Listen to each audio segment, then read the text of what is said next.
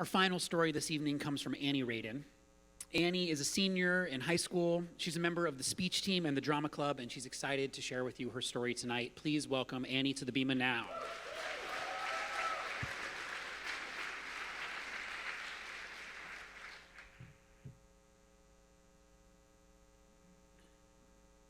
For the past 2 summers, I have volunteered as an intern at DeRoad. As an intern, I visited seniors in their homes, planned and participated in intergenerational events, and worked with 20 other teen interns. And while I was really scared to start this new experience and work with a demographic I wasn't really familiar with, what I was most terrified of was the ride there and back, the subway. I have always been fascinated by New York City. I've been there hundreds of times because my mom and I are Broadway fiends, and I've just always loved the voices and the noises and the people and the lights. Everything about it has just always appealed to me. Except for one thing, the idea of having to navigate it by myself. Every time I've gone to the city, I've been with a parent or a family member or friends, and we've always gone by car. So the idea of being by myself in a scenario that I wasn't familiar with at all, having to get from point A to point B, was truly my kryptonite. On top of that, I am a very paranoid person. I always think that the worst possible situation will always be my situation. So, having grown up hearing stories of terrorism and sexual harassment and mugging and crime, I figured that if I were on a subway car, that would be the subway car where all of that would happen at once. So I got off the train at Grand Central Terminal and walked to the one, and my hands shaking, I slid my Metro card. I put my music up all the way so I could drown out everything around me, and I sat down in the car and I tried to look down to avoid eye contact. I imagined that if someone had their hands in their pockets, they had to be carrying a gun, or if they were holding a package or a bag, there had to be a bomb inside of it. After what felt like the longest 20 minutes of my life, I got off the one and walked the block to DeRoad. And the first day was amazing. The other interns were so nice, and the older adults were really appreciative and happy to be there. And I was happy to be there too. Until I remembered the ride home, and back again the next day. At first, I was kind of hesitant about even continuing the internship.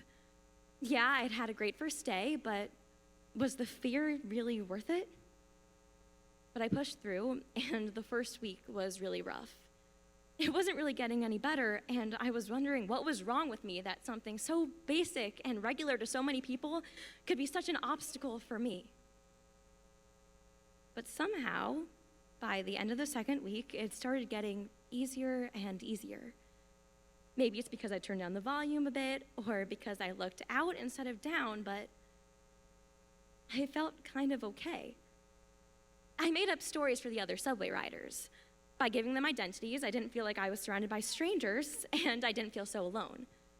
So I decided where each person was going to, where they were coming from, and who they were. In the 4 weeks of my internship, I had ridden with future Supreme Court justices, superheroes, secret agents, and professors on their way to work.